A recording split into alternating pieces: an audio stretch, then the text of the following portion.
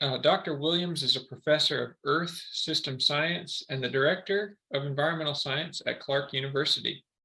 He holds a Ph.D. in environmental science and a master's in hydrology and water resources. His Biosciences research group specializes in terrestrial ecosystems, global ecology, and hydrology.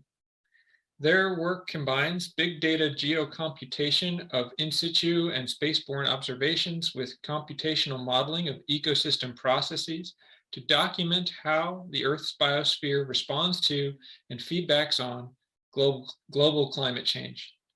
His team's leading science on the climate impacts of forest change is guiding state offices of environment, conservation, climate and conservation, and land trust organizations with decision support for carbon and climate mitigation in natural and working lands.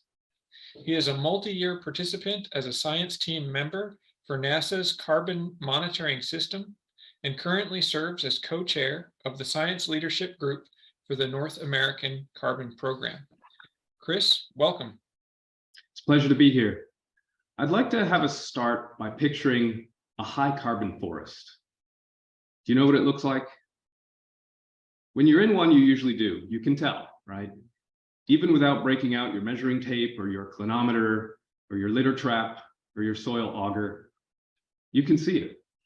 From the large majestic trees or a pileup of dead wood on the forest floor. You might feel it from the buildup of organic and carbon-rich soils underfoot, that squishy sensation. You might even smell it with the signature fragrance of organic matter richness. It goes beyond just big trees to also include rich soils, a canopy that's likely complex with vertical structure, and maybe it's also high biodiversity and intactness too. These forests are valued for a whole host of reasons, offering a wide range of ecosystem services like improved air and water quality, soil health, biodiversity, and also just wild places we can enjoy and roam in. Also, we know that the resilience of high carbon forests is important for the climate system. Yet these days, there tends to be a lot of attention to other kinds of forests.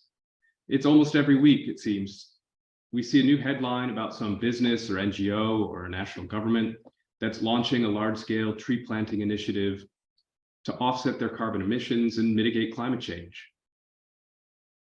And these are good things. Or maybe they're planning to extend harvest rotations, giving forests a little more time to grow before we cut them down.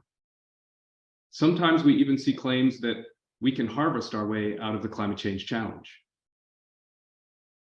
But what about natural areas? They might not be getting all the credit that they're due.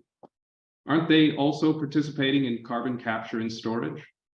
And along the way, aren't these ecosystems bringing big benefits as existing reserves of ecological integrity and health, not just forest reserves that one day might be realized as trees that we plant today and slowly grow? Or said more simply, what about wild carbon? Isn't that another pathway that's worthwhile? This webinar is intended to help frame the opportunities to spotlight some of the data and tools that are available and can be used to help bring this important work to light.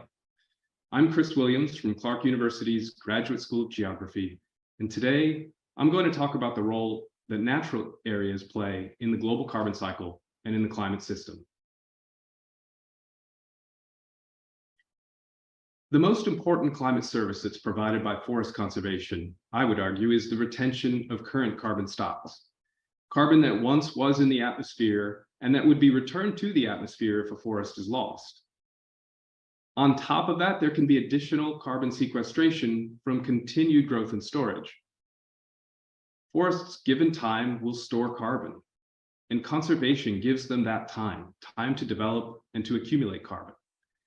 This carbon storage and uptake serves as an important baseline against which we can measure the outcomes that are related to contemporary human actions that might constitute climate actions. And this raises the question, on top of that baseline, what more could we do with natural areas? If land is managed in such a way that it enhances CO2 uptake above and beyond the natural background growth rate, this is an additional action that could play a role and would play a role in mitigating rising CO2 levels. Where that enhanced CO2 uptake sits again on top of a carbon sequestration baseline that was already happening in attractive land. Or if the land is under threat of conversion or disturbance, enhanced resilience can keep carbon out of the atmosphere and protect continued carbon uptake into the future. And that too constitutes an additional action sitting on top of an important baseline scenario. Sometimes this baseline and the additional contribution of new human actions gets confused. So I wanted to spend just a moment talking a little bit about this and setting the stage. This simple frame of reference separates those carbon dynamics that are happening on their own from those that are the result of contemporary or new intervention. And importantly, that continued growth that soaks up and stores atmospheric carbon is helpful. It's actually part of why only about half of every ton of CO2 that we emit through fossil fuel emissions remains in the atmosphere. This background baseline plays a really important role in already mitigating the emissions that we're putting up into the atmosphere. Oceans do too, and oceans and land share this feature. We're getting, in a way, a freebie, and that's hugely valuable. But for our persisting forest lands, it's part of this baseline scenario. Seen in this way, conservation of lands that are not already under threat or under imminent threat of loss or loss of resilience might not directly influence global CO2 levels and might not serve as a climate action analogous to something like switching to green electricity or buying and driving an electric vehicle instead of an internal combustion engine. We call this difference additionality. And additionality is really important. It means extra carbon that's taken up or less carbon that's released relative to what would have happened and occurred in a baseline scenario. And that baseline scenario is our counterfactual in the absence of management intervention of some kind. And we have seen some actors kind of mistake this landscape and claim that conservation in some corners have served as a carbon offset and even received monetary benefit from that. And that's a dangerous thing to do because given the severity of the climate change challenge, we really need to make sure that if we're allowing climate pollution in one place and pretending to offset it in another place, we've got to make sure that that's really robust and that it stacks up. Also, when we think about this bucket of natural climate solutions, or some people call them nature-based climate solutions, there's some other things we need to think about. And some of these additional considerations have been the subject of a report that I and some other colleagues, particularly Kim Novick at University of Indiana, recently published. It was last week or the week prior, and there's a link here for those interested. You may find this report interesting. It really focused on the science that we need to bring credible, practicable, and scalable techniques to the market of nature-based climate solutions. And I want to highlight two of those really important features that often get overlooked. First, we need solutions that are durable and that lead to net cooling.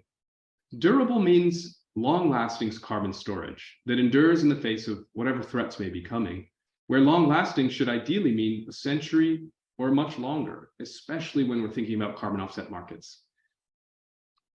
Net cooling refers to going beyond just the carbon mitigation, but also including any biophysical changes such as changes in the sunlight reflectance of the surface that also can influence the climate system. And sometimes those act in an opposing way to the carbon benefits that we would enjoy from a nature-based climate solution. We need to make sure that we're including and considering all of those effects in combination. So conservation carbon as a climate action, there is a really interesting scope for, and I might summarize it in a way this way. Baseline carbon uptake is already helping to mitigate emissions, and it's really valuable. It plays a huge role, and really, essentially everything we do in the conservation space contributes to protecting that baseline. And then there are the additional parts, things like forest conservation that protects lands that are under threat of conversion. And it would do so protecting those lands for a century or longer. Those could be considered a climate action. Or management for resilience that protects carbon that's threatened by disturbances. And avoiding that carbon release for a century also can be considered a climate action.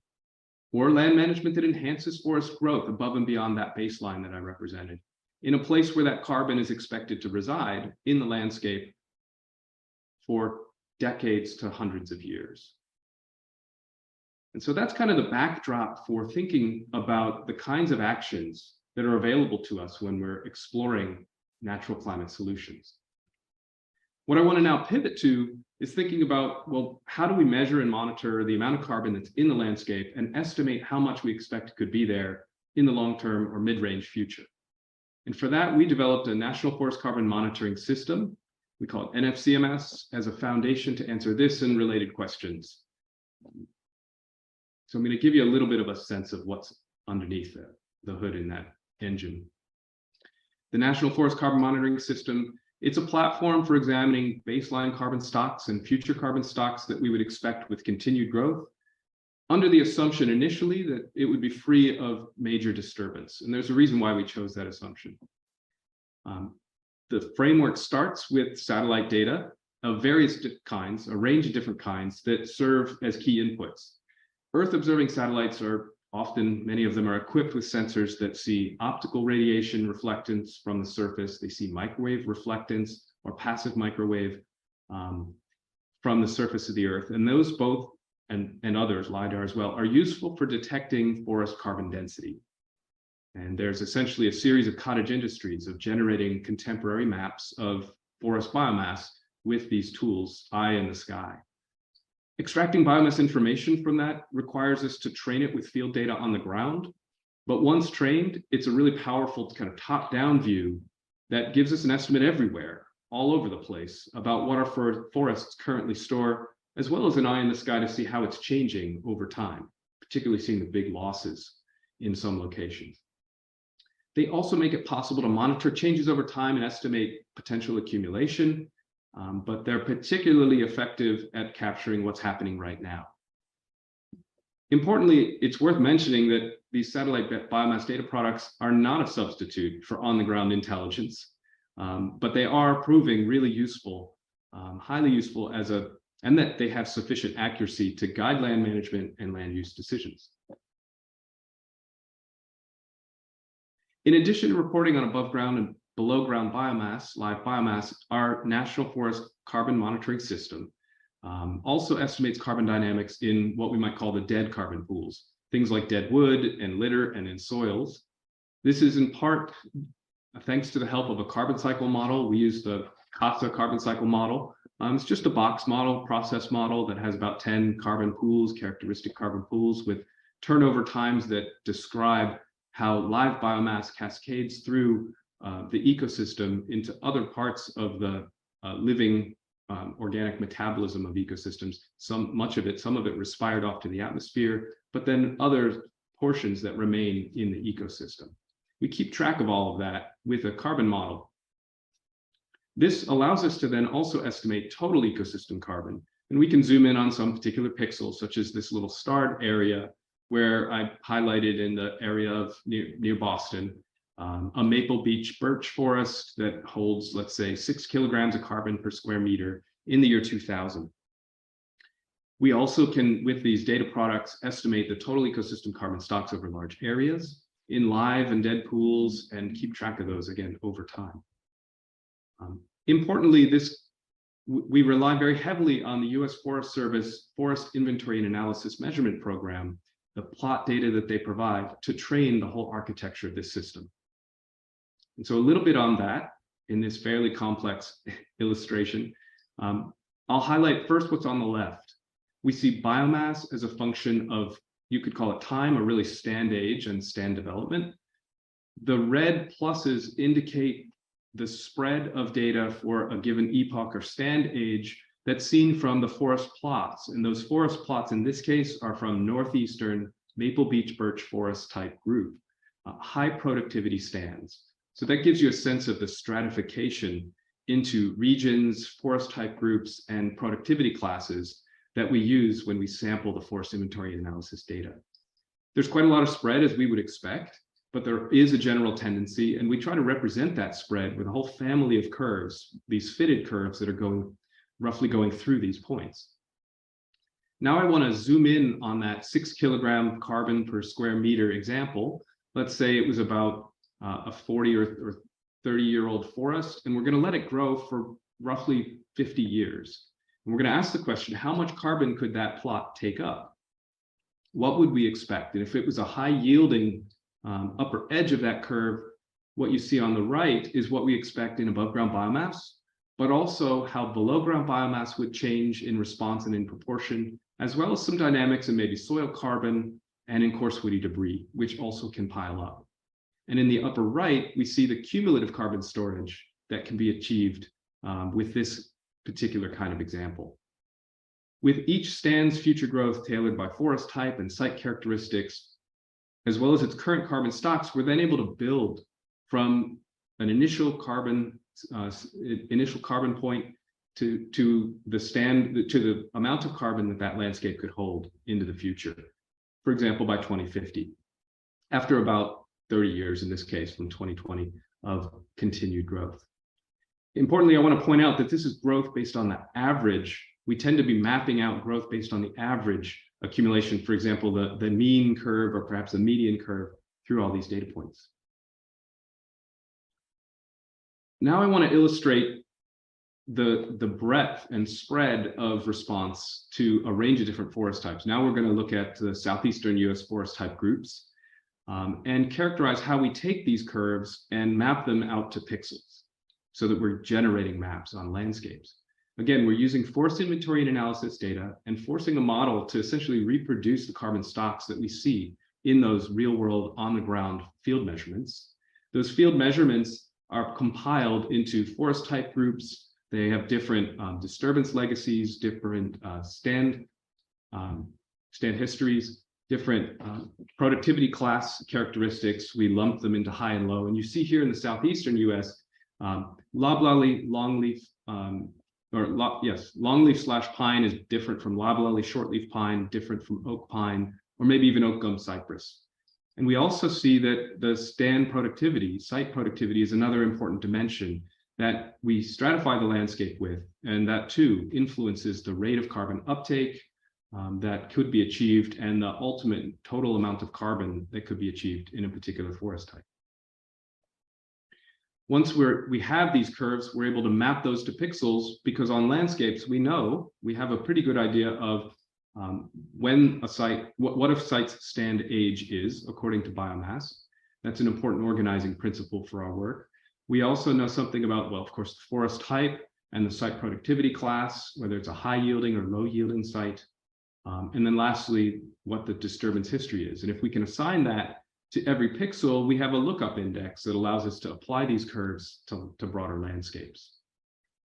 Because at the end of Mark Anderson's presentation, there was a question about how important forest type variation is. I popped this table in just as an illustration for the northeastern forest types that we've been working with. And the forest type groups here, you can see that annual net ecosystem productivity for the top four, the leading four most abundant forest type groups in the northeastern portion of the US Forest Service regions. And you can see that white red jack pine has a lower annual net ecosystem productivity than, say, an oak hickory forest or maybe a maple beech birch forest in this region, with the very lowest being the spruce fir. That's an annual net amount of uptake, but we can also ask the question, according to our curves, how much above ground biomass could this one of these forest types hold, say, at 200 years? And that's what's shown in the kind of light blue box. The difference between the potential 200-year carbon stock and what it on average holds today in these landscapes, that's the above ground biomass column in green, that difference multiplied by the area support, the total amount of area of these forest types, also can then give us an estimate of the total carbon storage potential for different forest types within this region. And that's what's shown in the purple box, with the total carbon storage potential now shown in teragrams of carbon.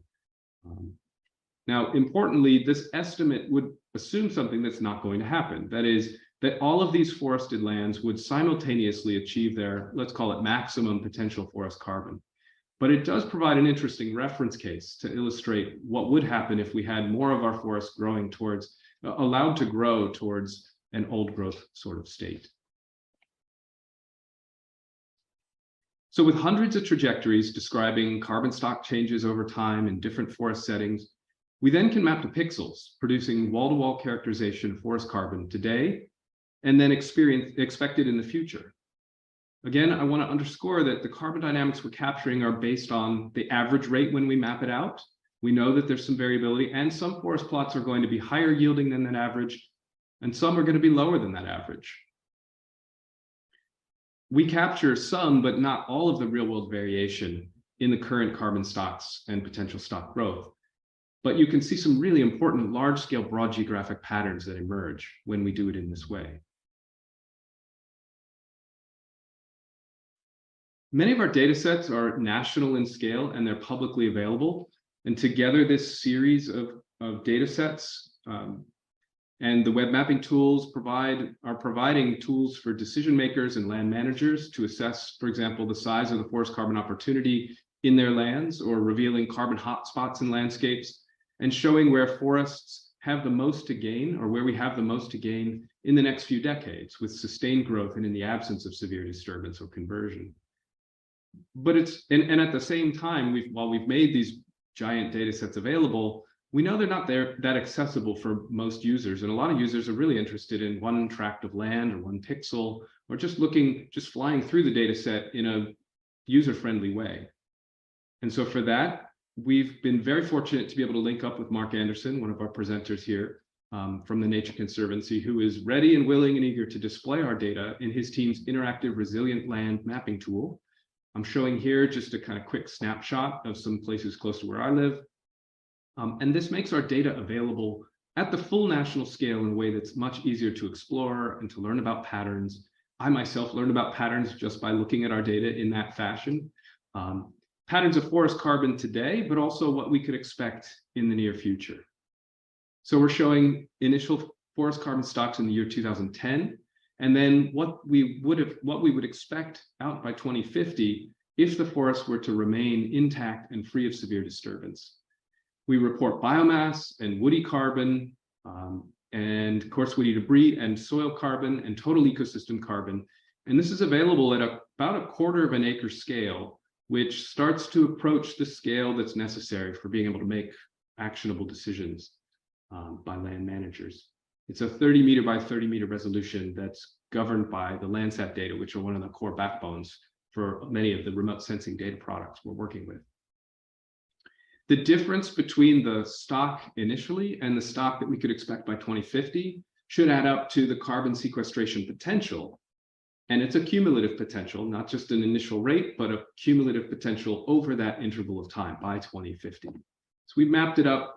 Here I'm showing some examples in this particularly fairly developed area where we have this great tract that's a high carbon mature stand, which is actually in a park, and you can toggle in the resilient land mapping tool to a land cover and kind of roads and landscape orientation mapping layer. And if you flip back and forth, you can see what any one of our carbon areas is like in terms of its developed landscape.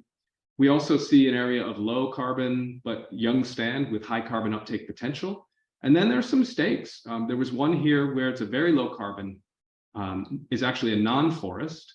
And we initially estimated that it had a high carbon uptake potential. And these can be filtered out when combined, and I think they now have been filtered out when combined with a land cover data set that shows that this area is actually not a forest anymore. I also feel like it's responsible and appropriate to note that there are a lot of different carbon data sets out there, and each one has its strengths and weaknesses. And I'm presenting principally today on the one that I've worked heavily on and helped to develop, but there's a lot out there. For example, the European Space Agency released a pretty cool CCI biomass data set, and they have a series of years in the late 2000s, 2010s, up to a relatively contemporary biomass, and they're going to repeat, observe, and monitor with their spaceborne platform. There also are a whole bunch of NASA carbon monitoring system, CMS projects, including from people like Sasan Sachi and George Hurt, and many others, some of whom are using LiDAR data, other people who are doing really comprehensive fusion techniques with machine learning algorithms, all of which generally are presenting a depiction of biomass over landscapes, wall-to-wall characterization. Some of them have a lower spatial resolution, so they're not getting all the way down to the quarter acre that I was talking about. And some of them are really only mapping to certain states, maybe the states that have been, I don't know, that have funded a particular investigator, or for which we have contemporary aircraft airborne LiDAR data that has been flown and that we can utilize. And also, our data product is fairly unique in that it presents not only the contemporary biomass, but also other carbon pools mapped out in space at that relatively high resolution. And perhaps most importantly, we estimate the carbon uptake potential over the future. And that's of great interest to a lot of users. So I'd like to also mention that there was a critical assumption in what we were mapping about the carbon potential, the carbon future potential. And that's that these areas were to remain disturbance-free for a period of time. And we estimate the carbon that they could have. Now, that doesn't mean that there's zero disturbance, that they might not have some kind of insect outbreak, but we're talking about not all the trees dying in a cluster, certainly not a clear cut or not a severe wildfire. But of course, we know that there's a lot of disturbance in landscapes, and we're seeing them only rise in intensity. So I want to turn for a moment into some of the work that we've also done in mapping disturbances across the landscape, trying to understand their distribution, their relative importance for what's happening in our forests, and then isolate one particular one that could be of even greater concern than the ones shown here.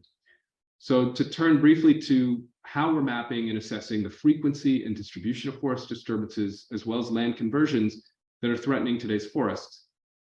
The most severe episodes are actually picked up pretty well by satellite data. Changes in optical properties, a lot of it can be seen with optical data, really show the areas that have been disturbed and seen very severe disturbance.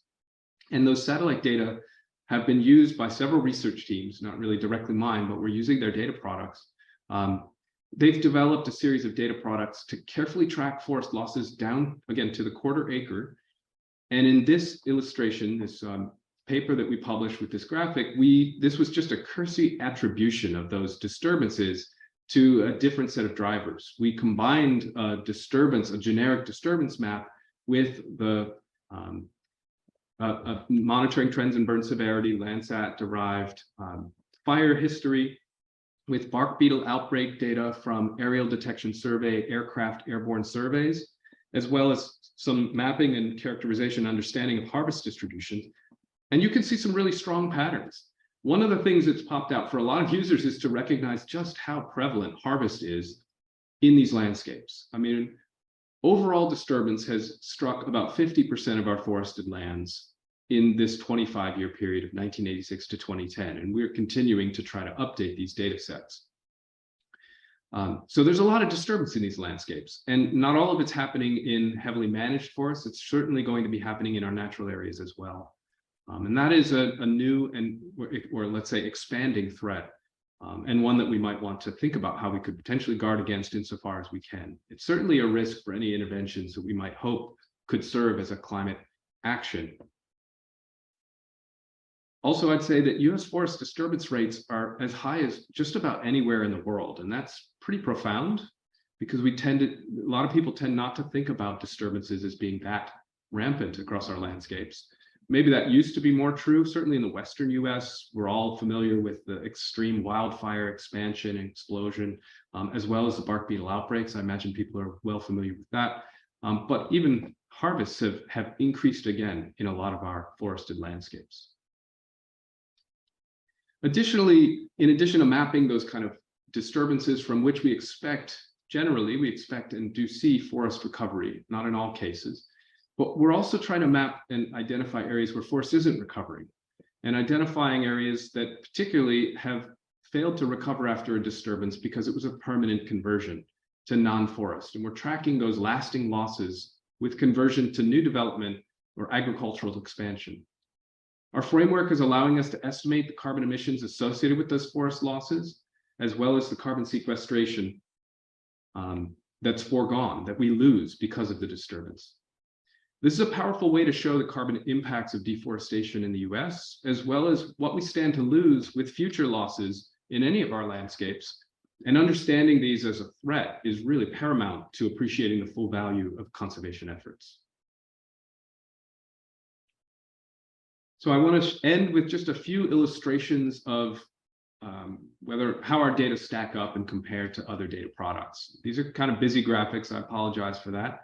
But starting on the leftmost columns, let's focus on, well, either panel. I want you to compare the vertex up pointing triangle and the vertex down pointing triangle. They're shown in the green ellipses. What's in the background is our data product, the red line, and this is for the Pacific Northwest, showing above ground biomass average over a landscape in intact forests that haven't seen a recent disturbance. And our red line and its uncertainty envelope comfortably goes through the other remote sensing data products to which we're comparing, that's shown with those tiny little triangles, again, circled in the green ellipses. We also have been comparing to another data product. It's an independent satellite-based tracking of biomass. It's called eMapper by Robert Kennedy at Oregon State University. And we see comfortably good agreement, and certainly within uncertainties of these two data products at this very large scale. We see that also to be true in all forested lands, not when we isolate only the recently undisturbed lands. And we see that in a time series mode. And on the right, we show how we compare across it for individual forest types. And the forest types are ranked from most abundant and frequent on the landscape to least abundant in this Pacific Northwest, Oregon, Washington region. And overall, we're comparing pretty favorably, and all three products actually are comparing really favorably. So this helps build at least some confidence in the agreement across these data sets and their ability to track and monitor what's happening on the ground. Another way to zoom in is looking at a local postage stamp. Again, really busy graphic. I'll start with the kind of imagery. There's a 4-panel time series, which shows 1986, 1994, 2002, and 2010. And all of the bright brown spots are areas that had seen significant clear cutting. On the far right, we see the disturbance record by year seen from our satellite data record based on Landsat. And we see the year of disturbance, and it's tracking these disturbed polygons, these clear-cut landscapes, largely in a Douglas fir forest.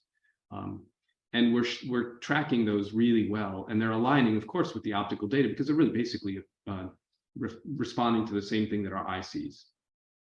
On the left, for that little postage stamp, we show now a time series of the stocks in an area where harvesting had been increasing. The biomass is shown in the open circles.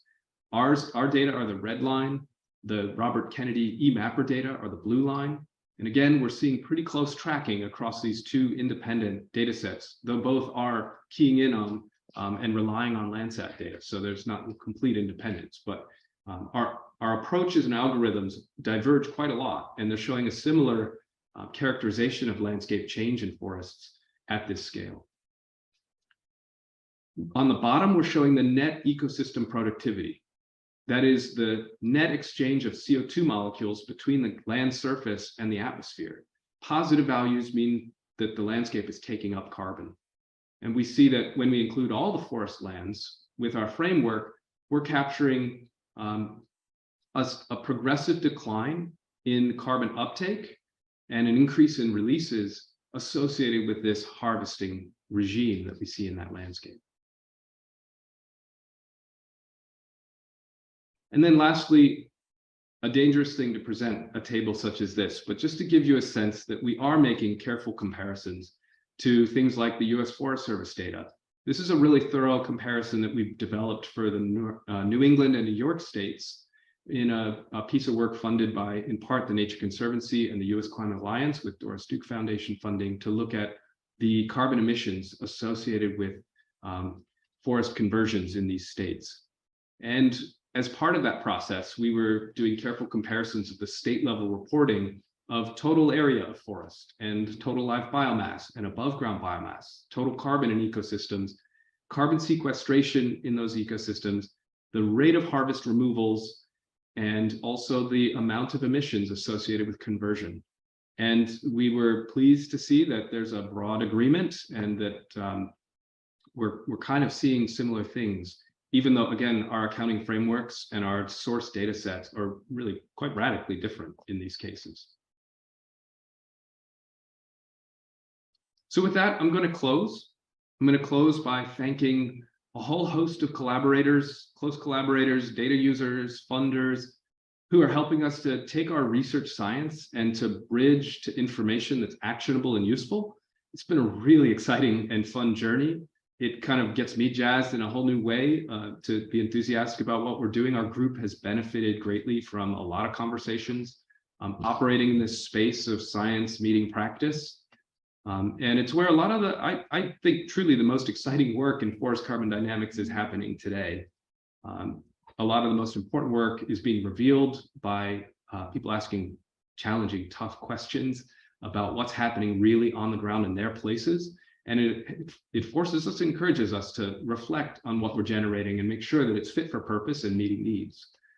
So I appreciate all those interactions. I appreciate the chance to have those interactions through the Natural Areas Association webinar that I'm getting to participate in here.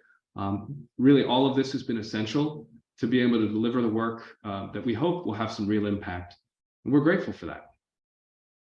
So thank you very much. And I'm hoping there's some time for questions. There's absolutely time for questions. Thank you for that great presentation. So I guess we'll start out. There's with a question here. Sorry, jumping around a little. So Chris, you proposed that land management that enhances forest growth above the baseline is a key strategy.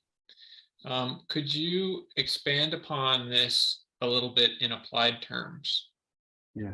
Actually, I think that's a question for you, Ryan, because your presentation touched on exactly the kinds of interventions that have real scope for exploring opportunities to enhance carbon uptake and make it more resilient. So that's actually not really my area of expertise. I know something, basically anything you do to enhance forest health, most commonly to fend off and ward off invasive species, to protect soil carbon, but with lower impact soil compaction. I'm going through your list, Ryan, to support more diverse forests that might also be more resilient to disease with broader spacing between trees that allows the species to have disease and even pests and pathogens, like with weak flyers, like Asian longhorn beetle, propagate less actively through forests. All of those activities. Also, deer population control, really important one. We see it at Harvard Forest in my backyard area.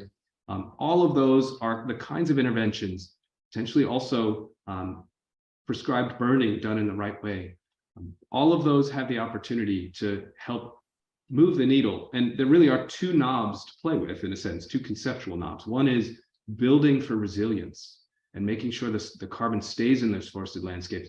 The other piece is enhancing the carbon uptake above and beyond what would have been happening. And maybe important, I'd like to take this chance to mention, it's not just about having more carbon go in over a short period of time, but achieving the same end total amount of carbon that's important for the climate system. What's most important is moving the needle on the long-term carbon potential. And that also gets overlooked. And sometimes we don't really know if what we're doing is just making carbon come in a little bit faster, but not changing the end result at, say, 50 years, or is it actually moving the needle on what would happen at 50 or 100 or 200 years? Mm-hmm. I'd say for the most part, that's an open question.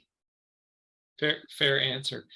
Since you just briefly brought up fire management, there's another question here that's a combination of comment and question, but it's looking at the forest disturbances as threats slide, in which one of the disturbances in that graphic was red, and it was fire on the landscape. And so this observation points out that some of those patches include areas that are pine savanna, for example, and not a forest. And so in those systems, that fire is low severity and important for ecosystem health and biodiversity. So it's the question, I guess, is, is fire really a threat in forest, in the systems on that map? When you consider that in some of those areas, it might be an essential disturbance. Yeah, that's a great question. And I'm actually going to say that's a great correction. fire is an integral component to maintaining healthy ecosystems in a lot of these fire adapted environments. And the question itself laid out one example of where that's really important. And there's some from the Western US. There are several in the Southeastern US.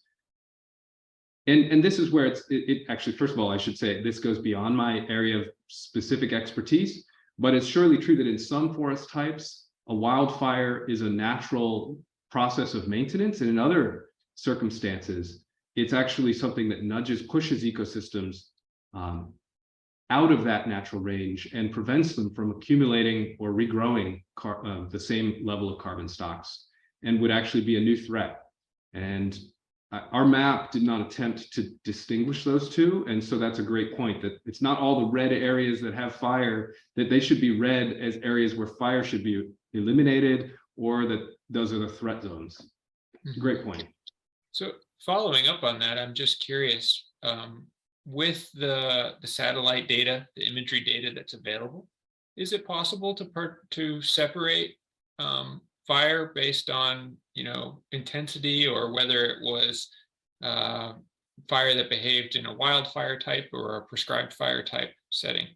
Yeah, one of the things that's mapped with Landsat data is an estimate of burn severity, and they tend to reduce it, excuse me, into low, medium, and high severity classes. And the low, medium severity classes would typically be a prescribed fire done right, done well, low to moderate. A high severity wildfire would be like your crown canopy fire that's stand replacing. And there are different kinds of satellite-based algorithms that key in on severity-related attributes. One of them is just fire radiative power. You actually detect the brightness from the thermal signature of the fire. And there's a higher brightness of that thermal signature for the really hot fires, and those are associated with the ones that kind of get out of control in at least some landscapes. There's also then the burn scar mapping, and you can sometimes tell from the severity of the burn scar, or from the burn scar, you can detect a surrogate. It's a surrogate for burn scar severity, the fire severity. And so there are a few different ways that fire remote sensing experts have attempted to estimate the severity of a fire. And I forget at the moment, but I think we did actually screen the map that I showed with those red areas showing the moderate to high severity, not the low severity fires. And also, I just to point out, I mean, there are lots of fires in non-forested landscapes, and those too are not mapped in what I was showing. I was really just showing the forested landscapes. I think we're capturing most of the what would be called, say, woodland savanna forested landscapes as part of our forested extent in those maps. So those should be. Yeah, that was a really good answer to that broader question. Another question here is asking whether there are ideal forest types or geographies within which forests can be found, from which we should try to source forest products in order to reduce the negative carbon consequences of that harvest. I love that question. I haven't done that analysis, and I haven't seen anyone do that analysis. We ought to. I'm motivated. We have, I think, the information we need to answer the question. And we could approach that question from kind of optimization, where that optimization wouldn't be necessarily keyed in on forest yield alone, but also total carbon stocks. And I would want to fold into it, say, biodiversity aspects and ecosystem service aspects, to ask the question, where best to perform the harvesting that we effectively need to do to generate the products with the minimum damage or impact. So I love the question. Again, I haven't done it. I mean, we have seen in our recent decades a shift, really interesting shifts of disturbance from, for example, the Pacific Northwest, where there had been a lot of harvesting. Then spotted owl protections came in, and harvesting was more intensive in the southeastern U.S., south central U.S. Some of it's now kicking back up in the Pacific Northwest to return to levels that had been seen before. And on top of that, we're now seeing, other kinds of disturbances. And actually, maybe that's another thing to layer in, is the question about, well, how would we factor disturbances into that consideration?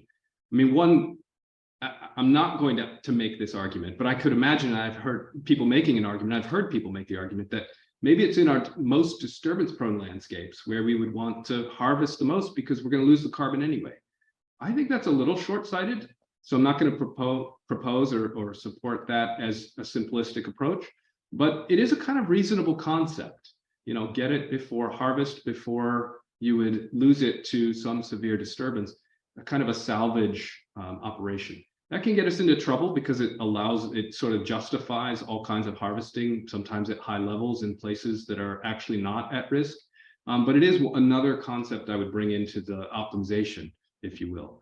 And I see occasionally a comment flash up and somebody said, well, what about where the mills are? Great point. I mean, you've got to have a mill nearby. Those could potentially be reallocated if you perform this optimization based on ecological and geographic and biological potential principles. And then I could imagine, a forest industry seeing that opportunity landscape and responding to it.